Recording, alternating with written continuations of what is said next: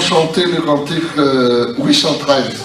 813, et j'invite tous les enfants à venir devant l'autel, s'il vous plaît.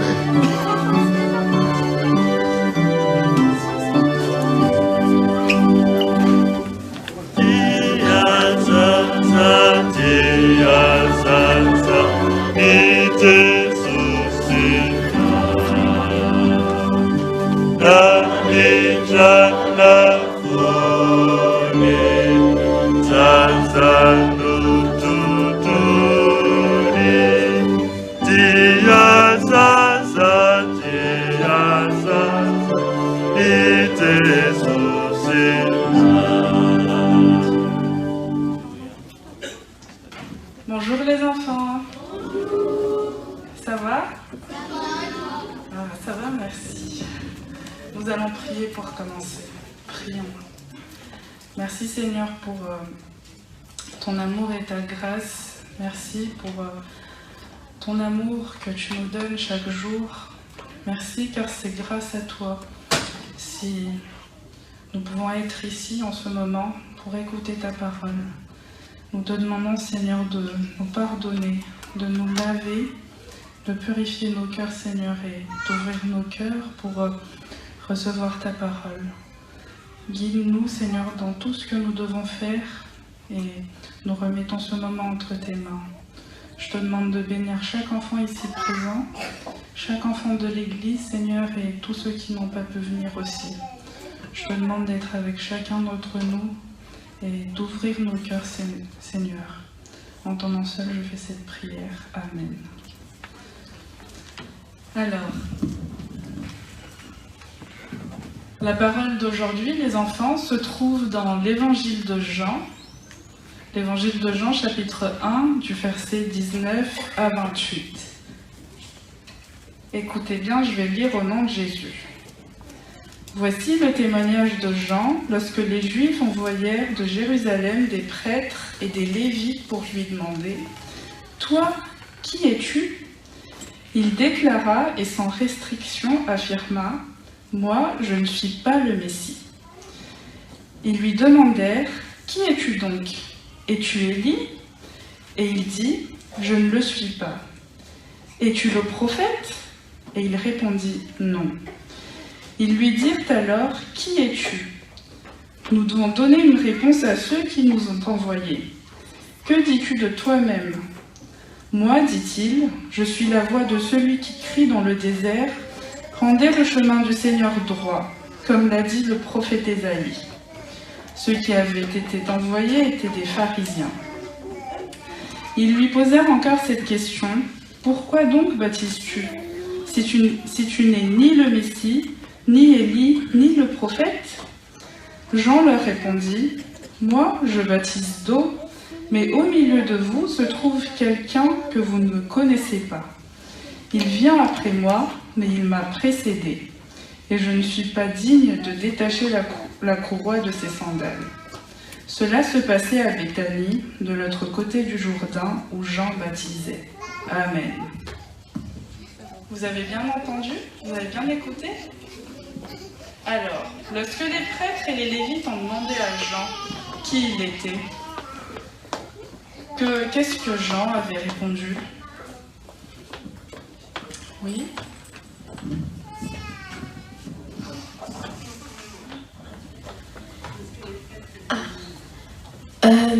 Que c'était la voix de la personne qui criait dans le désert.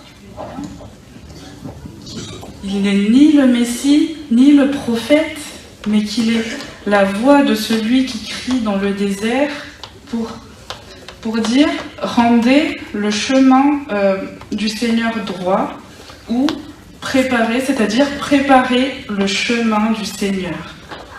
C'est-à-dire que Jean-Baptiste, il préparait le cœur des gens à l'arrivée du Messie, à l'arrivée du Seigneur, qui est notre Sauveur.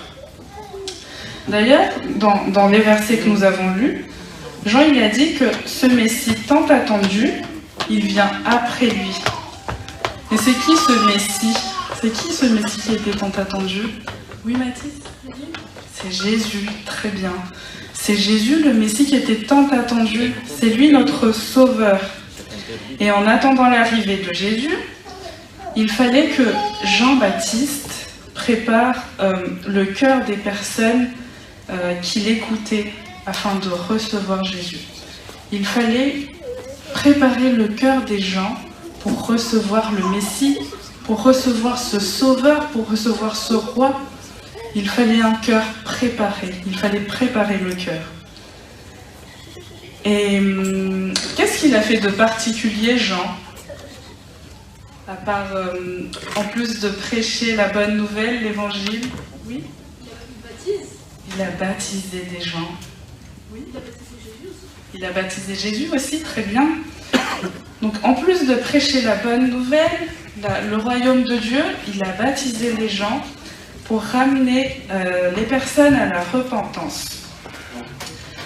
Donc c'est ce qui s'est passé il y a plus de 2000 ans passés, mais aujourd'hui, maintenant, ces paroles s'appliquent à nous aussi. Ces paroles s'appliquent à nous aussi actuellement. Nous aussi les enfants, nous devons préparer notre cœur à l'arrivée de Jésus, à l'arrivée du Messie, à l'arrivée de Jésus qui est notre Sauveur. Nous devons aussi préparer notre cœur. Et lors de notre baptême, en fait, nous sommes devenus enfants de Dieu. Nous devenons enfants de Dieu lors de notre baptême. Donc, lorsque nous sommes enfants de Dieu, ça veut dire que nous sommes des enfants de la lumière, n'est-ce pas? Nous sommes des enfants de la lumière ou pas? Oui. Et lors de notre baptême, Dieu nous a aussi donné le Saint-Esprit. Et le Saint-Esprit, c'est lui qui nous aide à rester dans la lumière. Et il nous aide aussi à préparer notre cœur pour recevoir Jésus, pour recevoir la venue de Jésus et à le recevoir dans notre cœur. Et comment est-ce que nous nous préparons à l'arrivée de Jésus, à recevoir Jésus? Oui? Oui, Mathis. Pour préparer notre cœur? Comment est-ce qu'on prépare notre cœur?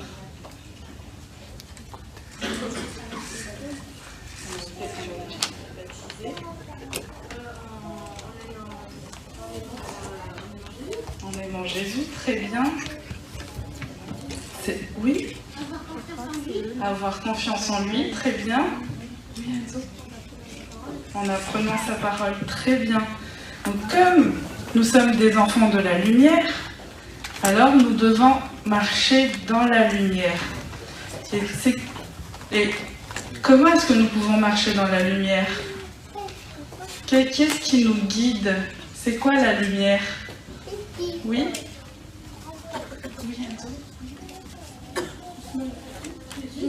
C'est Jésus. Et aussi la parole de Dieu. La parole de Dieu, c'est elle la lumière, c'est elle la lampe qui nous guide, c'est elle qui nous enseigne chaque jour tout ce que nous devons faire. Et donc, pour préparer notre cœur, nous devons avoir cette lampe, cette lumière et obéir à cette parole de Dieu en fait et à l'appliquer dans notre vie. Il y a une deuxième chose aussi, c'est de prier. La prière, c'est elle aussi qui nous prépare, qui prépare notre cœur à recevoir Jésus. Nous devons prier sans cesse. Et qu'est-ce que ça veut dire prier sans cesse, à votre avis? Oui, jamais oublier Jésus. Parler à Jésus. Prier sans cesse, en fait, ça veut dire prier avec Jésus, parler avec Jésus sans cesse. Donc que ce soit où que vous soyez, que ce soit à la maison, à l'école, même quand vous jouez, vous pouvez toujours parler avec Jésus. Vous pouvez toujours parler avec Jésus sans cesse. Et en fait, lorsqu'on parle avec Jésus sans cesse, on n'est pas obligé de fermer tout le temps les yeux, par exemple, parce que lorsqu'on parle, nous pouvons parler avec Jésus comme lorsqu'on On parle avec papa et maman par exemple. Nous pouvons tout dire à Jésus. Et lorsqu'on parle à Jésus sans cesse, qu'est-ce qui se passe? Oui? Il nous pardonne, il nous répond. Dès qu'on fait appel à lui, il nous répond. Il nous répond tout de suite en fait. Et c'est ça, avoir la foi. On a la foi qu'il est présent avec nous et qu'il nous écoute à chaque fois. Dès qu'on fait appel à lui, il nous écoute et il répond à nos prières.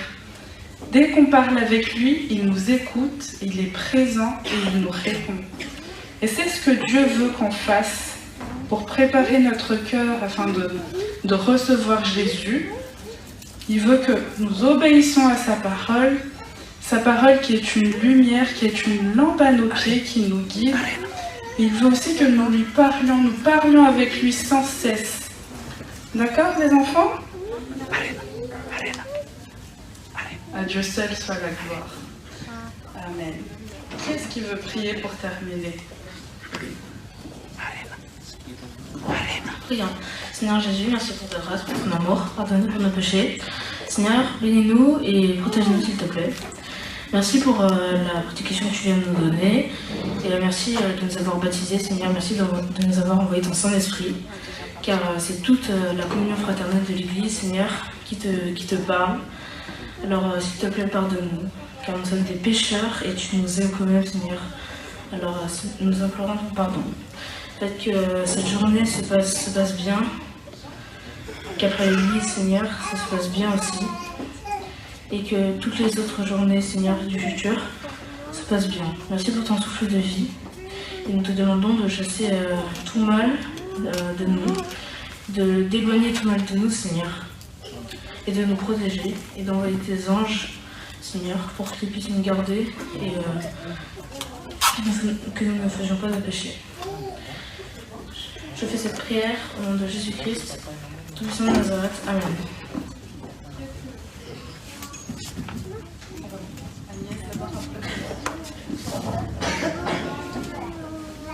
Prions. Dieu notre Seigneur, merci pour ta grâce, merci pour ton amour. Pardonne-nous pour nos péchés.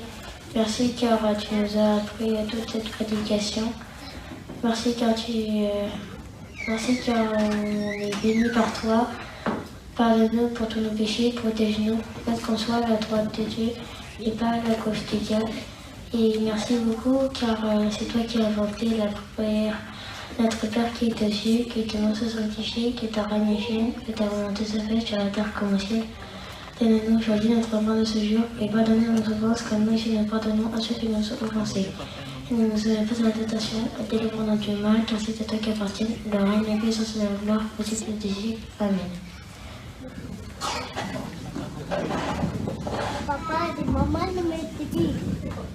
Prions, Seigneur Jésus, merci pour ta grâce, merci pour ton amour, pardonne-nous pour nos péchés, bénis-nous, apprends-nous à sanctifier ton nom, guéris toutes les personnes qui sont malades et envoie tes anges gardiens pour nous surveiller. Au nom du Père, du Fils et du Saint-Esprit, je fais cette prière au nom de Jésus-Christ. Amen.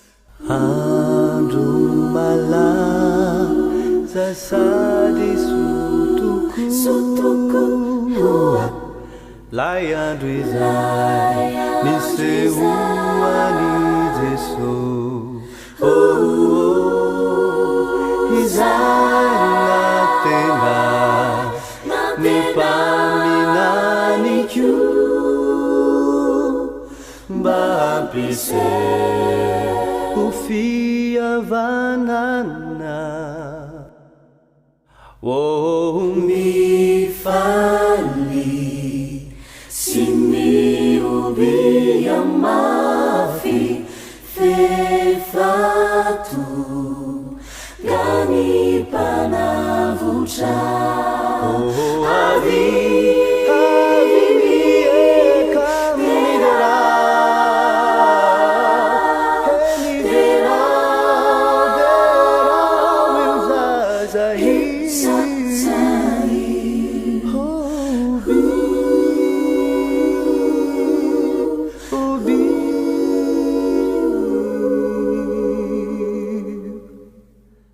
Fatumpo Sigali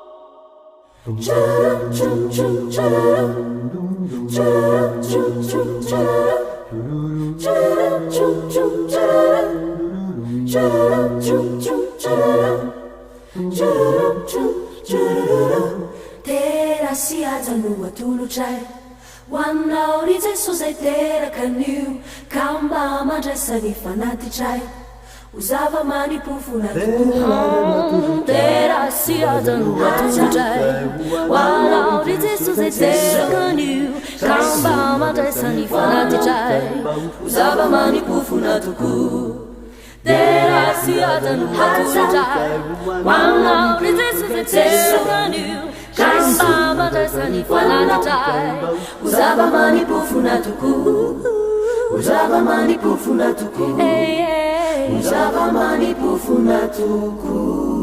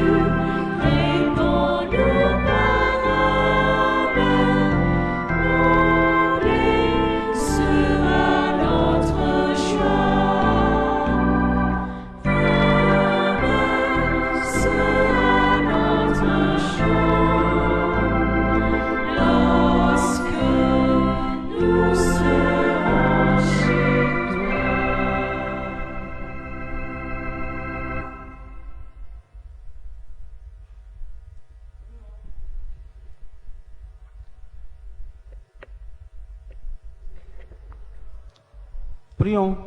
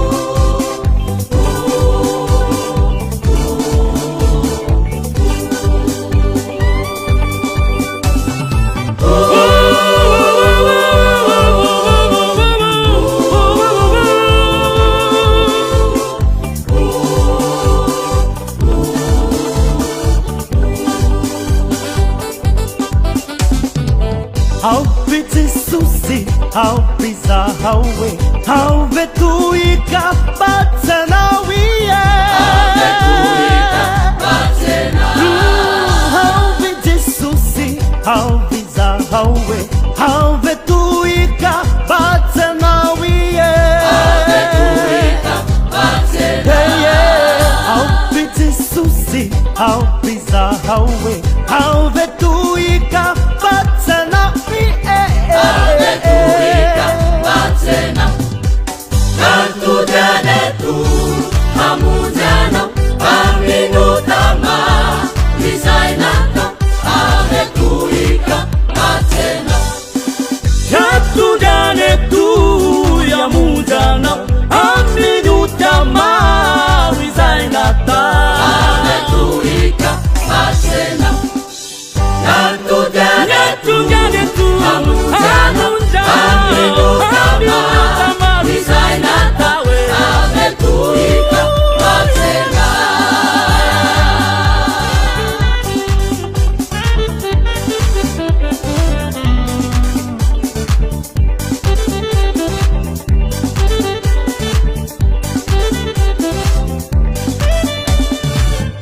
Avijesusi aviza hawe avetuika batanawiye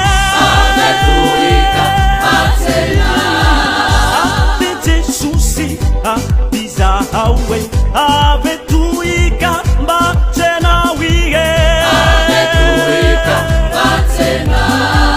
Avijesusi aviza hawe avetuika batanawiye Natujane tu hamujana aminutama Misainata ametuika matena Yatujane tu ya mujana aminutama Misainata ametuika matena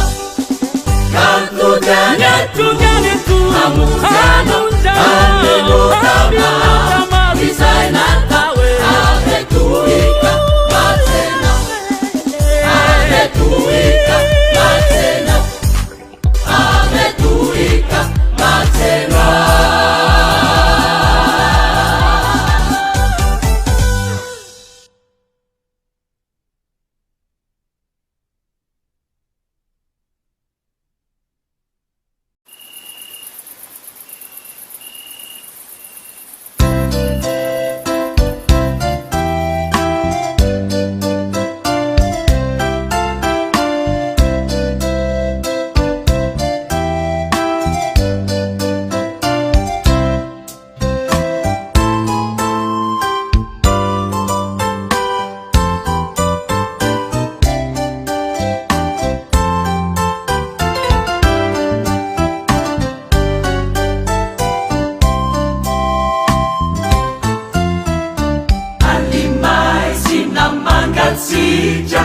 Isaiah na Isai Ivuare fatena sina Tamini zayurizai Tapi magica ena gina Laitanana tamisai Turimasuna asundrina Sina puisina finzai Nanakuwa kutari Wali Nazeli marube Sani hirawe Hallelujah sana Fahidu terakaru Wali La patakale ibe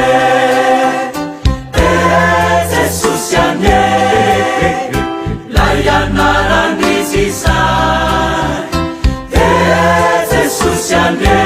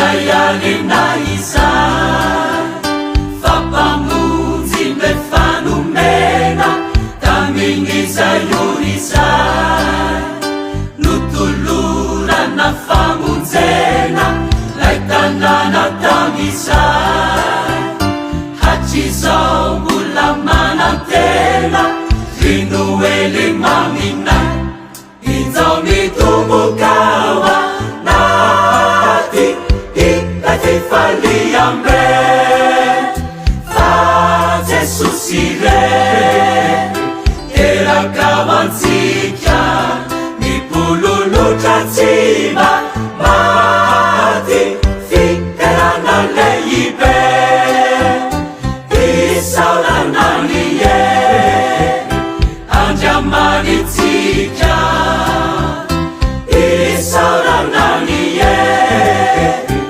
andriamanitsika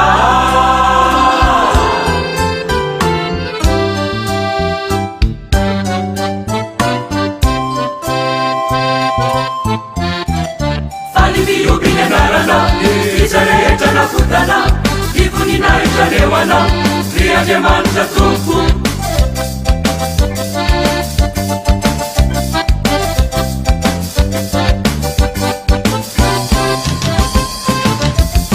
falimiobinyanarana izarehetra nafotana ivoninaitranehoana ry andriamanitra tompo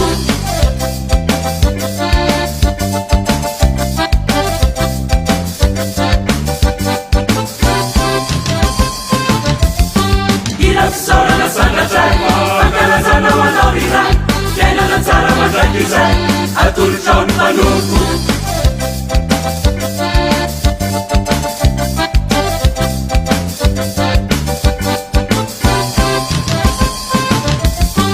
ilafisaorana sangatray fankalazana ho anao iray fiainana tsara mandraiky izay atolotrao ny manompo falimiobinyanarana izarehetra nafotana ivoninaitranehoana ry andriamanitra tompo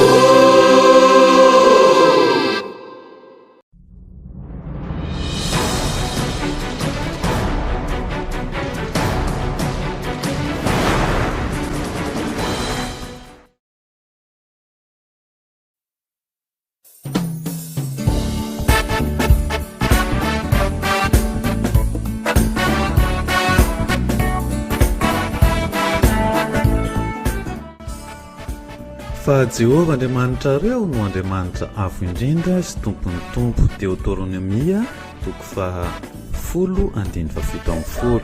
Izany tena Andriamanitra izany no nentina nanorenana ny komity nasionaly ny firaisan'ny kristiana tanora luterana malagasy na ny KNFKTLM izay notanterahana ny 20 ny volana novambra lasa teo.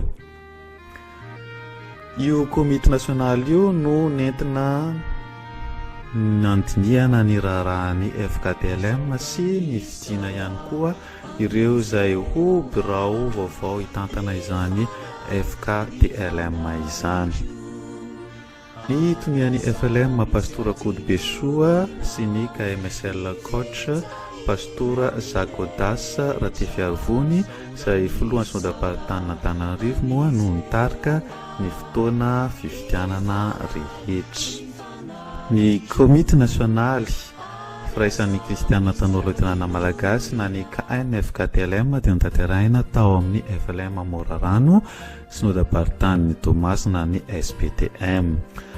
Toy izao manaraka izao ary ny vokatry ny fifidianana tamin'izany. Tonian'ny FKTLM moa dia tsy vidiana intsony satria efa voafidy tamin'ny KMSL farany teo dia tsy izay izany fa pastora Joshua Bernard avy amin'ny synodam-paritany Manakary. Ny voafidy voalohan'ny FKTLM kosa tamin'ity komity nasionaly ity dia Andriamatoa Andriampilamanana Rostan izay avy amin'ny synodam-paritany ny Oromé. Lany ho filoha lefitra ny FKTLM kosa Ramatoa Dina Rakotomalala izay avy amin'ny synodam-paritany n'Antananarivo. Ny mpitambola dia ny Andriamatoa Tahiry manampy soa avy ao amin'ny synodapartany Antananarivo iany, ary ny mpitantsoratra dia ny pastora Pascal avy ao amin'ny synodapartany Varatrimania na ny SPAM izany. Ireo zany no mandrafitra ny birao vaovao ny FKTLM mandritra ny fotoam-pitantanana indray manomboka izao. Koa dia feno fitahina sy hanompo ampifaliana ny ireo mpanompo voafidy araka ny fitanisana izay natao teo. Mirarosoa azy ireo atotosa ny atity sy andraikitra izay napetraka ny tompo ho azy tsirairay avy.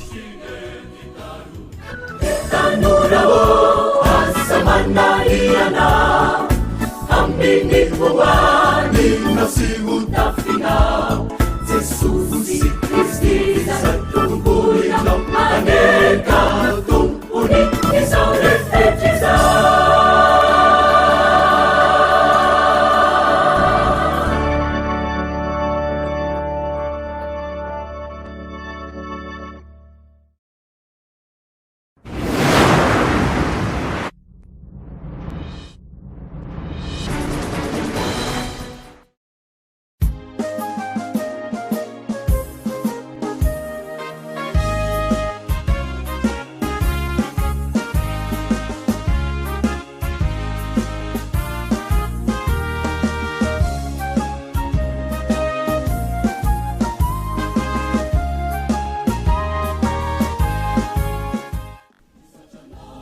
Somatsara ihany koa ny fifidianana fanavaozana ny birao ny fifila nasionaly izay fifoazana luterana malagasy izay natao tao amin'ny fiangonana FLM Ambatofinaki synodapartany Antananarivo ny 2 Desambra lasa teo. Ny tonia dia efa tsisy vina amintsika izay efa lany tamin'ny fotoanany KMSL farany teo dia tsisa zany fa ny pastora Makavelo Marcelin zay avy any amin'ny synodapartany Faratofay. Lany ho filoha izany fifila nasionaly zany kosa ny pastora mahasitraka avy ao amin'ny synodapartany Bohimajanga. Ny filoha lefitra dia ny pastora Rakotonomenjanahary Danielson Jona izay sady ray aman-dreny Toby lehibe Farimena izay avy ao amin'ny synodapartany Avaratrimania. Ny mpitantsoratra dia ny pastora Romialy avy ao amin'ny synodapartany Manakara. Tantsoratra voalohany izay nomenantsika izay, ary tantsoratra faharoa kosa dia Dadatoa Randrianatoandro Rado Erzo izay avy ao amin'ny synodapartany Tomasina na ny SPTM. Ny mpitahiry vola kosa dia Inentoa Andriamanantena Soa Rakotomalala Bakoly avy ao amin'ny synodapartany Antananarivo. Raha soa azy ireo ary hita be amin'izao asa masina izay napetraky ny tompo eo ampelantanan'izy ireo izao.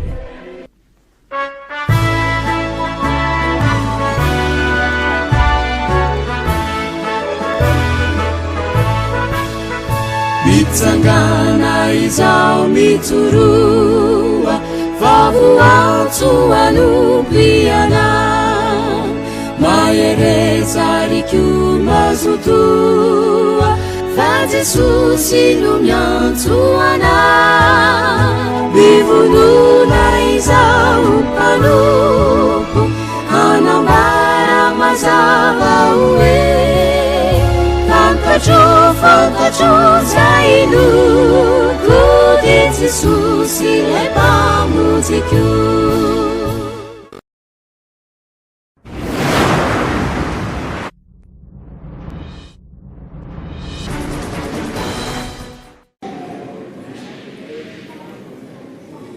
Isakini matiaru anawasana hadi te asu nyanya superano ruani kwisanatu teota karimanya. Arindro zao momba anareo mandrakariva ambara-patonga ny fataperan'izao tontolo izao. Matio toko 7 ny andininy 20. voafidy ny fahafolo ny volana desambra lasa teo tao amin'ny FLM-Bohibao an-tampon-tanàna ireo birao hitarika ny fikambanam-behivavy luterana nasionaly na ny FPL nasionaly. Ireto manaraka ireto no voafidy tamin'izany. mazava ho azy moa fa ny tonia dia efa voafidy tamin'ny KMSL dia tsy iza zany fa ny teolojiana Ramatoa Rabaonirina Estera avy ao amin'ny sondam-paritany afovoany. Lany tamin'ity komite nasionaly ity kosa ny filoha Ramatoa Narlisy Clémentine, izy dia avy ao amin'ny sondam-paritany Melaky. Ary ny filoha lefitra dia tsy iza fa ny teolojiana Ramatoa Soarimina Georgette izay avy ao amin'ny sondam-paritany Boina Mahajangana ny SPBM. Ny mpitantsoratra kosa dia ny teolojiana Sija Victorine izay tonia avy ao amin'ny sondam-paritany Faradofay avy any Fort-Dauphin. Ny mpitahiry vola dia Ramatoa Lalaonirina Olga Leonore avy ao amin'ny sondam-paritany Antananarivo. Dia ny fanahy masina ny hitarika sy ampahery ireo izay voafidy rehetra amin'ny didy izay napetraky ny tompo ho azy ireo.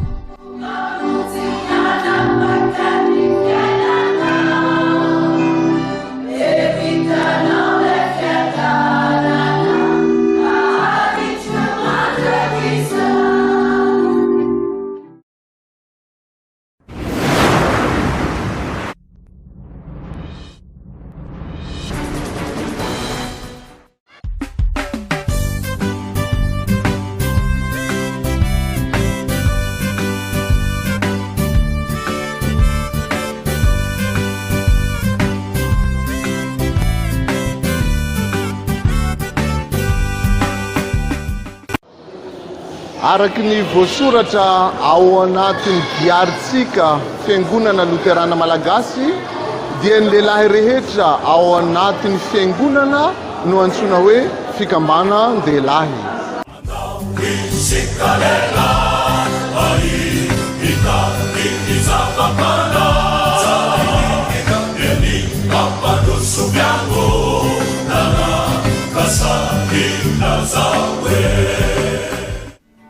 Ny fikambanan-dehilahy luterana na ny FDL dia nahavita ihany koa ny fanavaozana ny birao nasionaly amin'izany sampana izany izay nitanterahina tao amin'ny FLM Anosy Fampiraisana synodam-paritany Antananarivo ny 8 desambra lasa teo.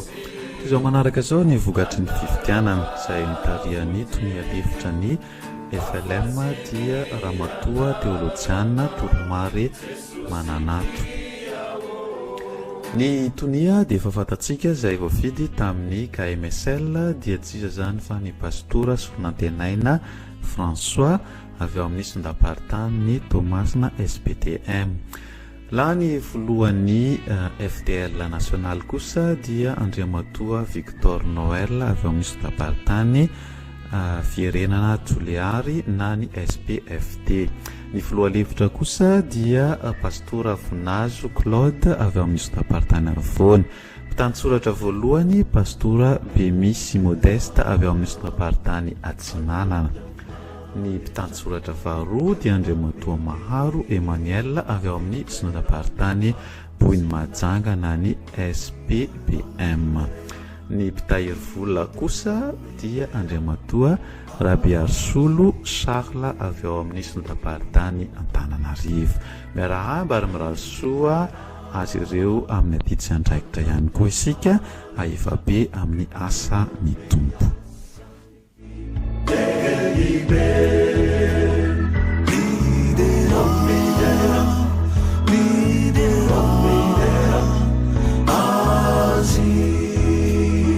Ireo pastora rehetra ary hatra amin'ireo kandida pastora, izy ireo no tokony ainga hampandroso ny fikambana-dehilahy.